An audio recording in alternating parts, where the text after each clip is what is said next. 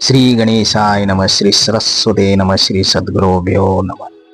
पाप मोचनी एकादशी व्रत कथा। नमस्कार भक्तों, आप सभी का स्वागत है हमारे चैनल श्री नर्मदे समर्थ में।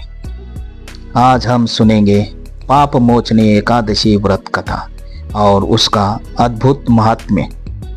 धर्म ग्रंथों के अनुसार यह एकादशी मनुष्य के सभी पापों को नष्ट करने वाली मानी जाती है। जो भी श्रद्धा और भक्ति से पाप मोचनी एकादशी का व्रत करता है और इसकी कथा सुनता है, उसके जीवन के दुख दूर होते हैं और भगवान विष्णु की कृपा प्राप्त होती है। तो आइए भक्तों, पूरी श्रद्धा के साथ सुनते हैं पाप मोचनी एकादशी व्रत कथा। पाप मोचनी एकादशी का महत्व। अर्जुन ने भगवान श्री कृष्ण से कहा, हे मधुसूदन, आपने फाल्गुन मास के शुक्ल पक्ष की एकादशी अर्थात आमल की एकादशी के बारे में विस्तार पूर्वक बतलाया। चैत्र माह के कृष्ण पक्ष में आने वाली एकादशी का क्या नाम है तथा उसकी विधि क्या है? कृपा करके आप मेरी बढ़ती हुई जिज्ञासा को शांत करें। भगवान श्री कृष्ण ने कहा, हे अर्जुन, चैत्र मास के कृष्ण पक्ष की एकादशी को पाप मोचनी एकादशी के नाम से जाना जाता है। एक बार की बात है, पृथ्वीपति राजा मांधाता ने लोमस ऋषि से यही प्रश्न किया था जो तुमने मुझसे किया है। अतः जो कुछ भी ऋषि लोमस ने राजा मांधाता को बतलाया वही मैं तुमसे कह रहा हूं। राजा मांधाता ने धर्म के गुह्यतम रहस्यों के ज्ञाता महर्षि लोमस से पूछा, हे ऋषि श्रेष्ठ, मनुष्य के पापों को मोचन किस प्रकार संभव है? कृपा कर कोई ऐसा सरल उपाय बताए जिससे सभी को सहज ही पापों से छुटकारा मिल जाए। पाप मोचनी एकादशी व्रत कथा। महर्षि लोमस ने कहा, हे नुप्रुति, चैत्र मास के कृष्ण पक्ष की एकादशी का नाम पाप मोचनी एकादशी है। उसके व्रत के प्रभाव से मनुष्य के अनेक पाप नष्ट हो जाते हैं। मैं तुम्हें इस व्रत की कथा सुनाता हूँ, ध्यान पूर्वक श्रवण करो। प्राचीन समय में चैत्र रत्र नामक एक वन था। उसमें अप्सराएं किन्नरों के साथ विहार किया करती थी। वहां सदैव वसंत का मौसम रहता था, अर्थात उस जगह सदा नाना प्रकार के पुष्प खिले रहते थे। कभी गंधर्व कन्याएं विहार किया करती थी, कभी देवेंद्र अन्य देवताओं के साथ क्रीड़ा किया करते थे। उसी वन में मेधावी नाम के एक ऋषि भी तपस्या में लीन रहते थे। वे शिव भक्त थे। एक दिन मंजू घोषा नाम एक अप्सरा ने उनको मोहित कर उनकी निकटता का लाभ उठाने की चेष्टा की। इसलिए वह कुछ दूरी पर बैठ वीणा बजाकर मधुर स्वर में गाने लगी। उसी समय शिव भक्त महर्षि मेधावी को कामदेव भी जीतने का प्रयास करने लगे।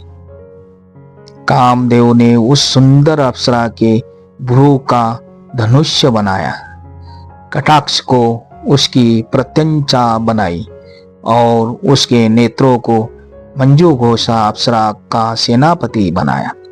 इस तरह कामदेव अपने शत्रु भक्त को जीतने को तैयार हुआ। उस समय महर्षि मेधावी भी युवावस्था में थे और काफी हृष्ट पुष्ट थे। उन्होंने यज्ञोपवीत तथा दंड धारण कर रखा था। वे दूसरे कामदेव के समान प्रतीत हो रहे थे। उसी मुनि को देखकर कामदेव के वश में हुई मंजू घोषा ने धीरे धीरे मधुर वाणी से वीणा पर गायन शुरू किया तो महर्षि मेधावी भी मंजू घोषा के मधुर गाने पर तथा उसके सौंदर्य पर मोहित हो गए। वह अप्सरा मेधावी मुनि को कामदेव से पीड़ित जानकर उनसे आलिंगन करने लगी। महर्षि मेधावी उसके सौंदर्य पर मोहित होकर शिव रहस्य को भूल गए और काम के वशीभूत होकर उसके साथ रमन करने लगे। काम के वशीभूत होने के कारण मुनि को उस समय दिन रात का कुछ भी ज्ञान न रहा और काफी समय तक वे रमन करते रहे। तदुपरांत मंजू गोसा उस मुनि से बोली, हे ऋषिवर, अब मुझे बहुत समय हो गया है, अतः स्वर्ग जाने की आज्ञा दीजिए। अप्सरा की बात सुनकर ऋषि ने कहा, हे मोहिनी, संध्या को तो आई हो, प्रातःकाल होने पर चली जाना। ऋषि के ऐसे वचनों को सुनकर अप्सरा उनके साथ रमन करने लगी। इसी प्रकार दोनों ने साथ साथ बहुत समय बिताया। मंजू गोसा ने एक दिन ऋषि से कहा, हे विप्र, अब आप मुझे स्वर्ग जाने की आज्ञा दीजिए। मुनि ने इस बार भी वही कहा, हे रूपसी, अभी ज्यादा समय व्यतीत नहीं हुआ है, कुछ समय और ठहरो। मुनि की बात सुन अप्सरा ने कहा, हे ऋषिवर, आपकी रात तो बहुत लंबी है, आप स्वयं ही सोचिए कि मुझे आपके पास आए कितना समय हो गया, अब और ज्यादा समय तक ठहरना क्या उचित है? अप्सरा की बात सुन मुनि को समय का बोध हुआ और वह गंभीरता पूर्वक विचार करने लगी। जब उन्हें समय का ज्ञान हुआ कि उन्हें रमन करते 57 वर्ष व्यतीत हो चुके हैं, तो उस अप्सरा को वह काल का रूप समझने लगे। इतना ज्यादा समय भोग विलास में व्यर्थ चला जाने पर उन्हें बड़ा क्रोध आया। अब वह भयंकर क्रोध में जलते हुए उस तप नाश करने वाली अप्सरा की तरफ भ्रूकुटी तान कर देखने लगे। क्रोध से उनके अधर कांपने लगे और इंद्रियां बेकाबू होने लगे।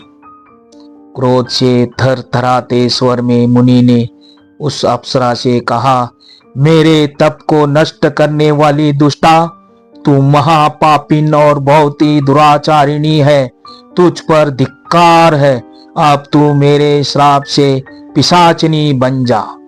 मुनि के क्रोध युक्त श्राप से वह अप्सरा पिशाचिनी बन गई। यह देख वह व्यतीत होकर बोली, हे ऋषिवर, अब मुझ पर क्रोध त्याग कर प्रसन्न होइए और कृपा करके बताइए कि इस शाप का निवारण किस प्रकार होगा। विद्वानों ने कहा है, साधुओं की संगत अच्छा फल देने वाली होती है और आपके साथ तो मेरे बहुत वर्ष व्यतीत हुए हैं, अतः आप मुझ पर प्रसन्न हो जाइए, अन्यथा लोग कहेंगे कि एक पुण्य आत्मा के साथ रहने पर मंजू गोसा को पिशाचनी बनना पड़ा। मंजू गोसा की बात सुनकर मुनि को अपने क्रोध पर अत्यंत ग्लानि हुई और ही अपनी अपकीर्ति का भय भी हुआ। अतः पिशाचनी बनी मंजू गोसा ने मुनि ने कहा, तूने मेरा बड़ा बुरा किया है, किंतु फिर भी मैं तुझे इस श्राप से मुक्ति का उपाय बतलाता हूँ। चैत्र मास के कृष्ण पक्ष की जो एकादशी है, उसका नाम पाप मोचनी है। उस एकादशी का उपवास करने से तेरी पिशाचिनी की देह से मुक्ति हो जाएगी। ऐसा कहकर मुनि ने उसको व्रत का सब विधान समझा दिया। फिर अपने पापों का प्रायश्चित करने के लिए वे अपने पिता च्यवन ऋषि के पास गए। च्यवन ऋषि ने अपने पुत्र मेधावी को देखकर कहा, हे पुत्र, ऐसा क्या किया है तूने कि तेरे सभी तप नष्ट हो गए हैं, जिससे तुम्हारा समस्त तेज मलिन हो गया है। मेधावी मुनि ने लज्जा से अपना सिर झुकाकर कहा, पिताश्री, मैंने एक अप्सरा से रमन करके बहुत बड़ा पाप किया है। इसी पाप के कारण संभव था मेरा सारा तेज और मेरे तप नष्ट हो गए हैं।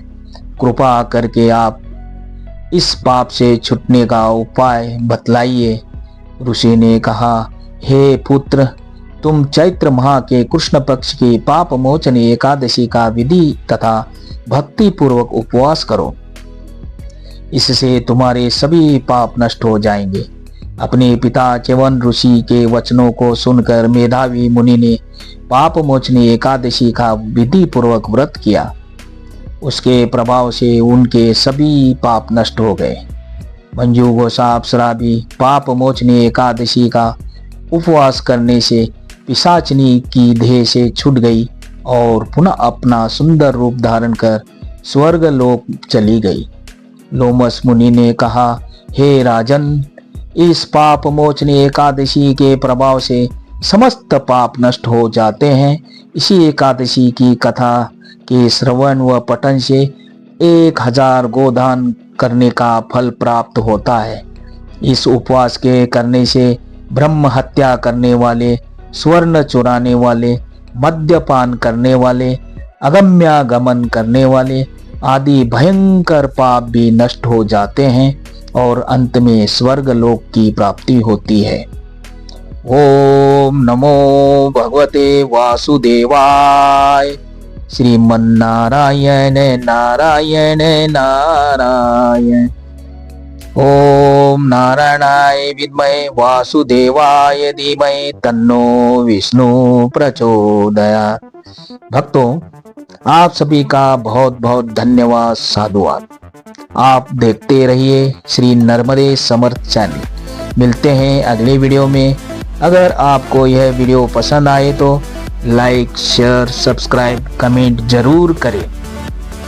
ध्यान रखिए, इसमें कुछ चार्ज नहीं लगते हैं, लेकिन हमें फायदा होता है। आपका आशीर्वाद, आपका प्यार हमें मिलता है। जय श्री विष्णु। नर्मदे हर, नर्मदे हर।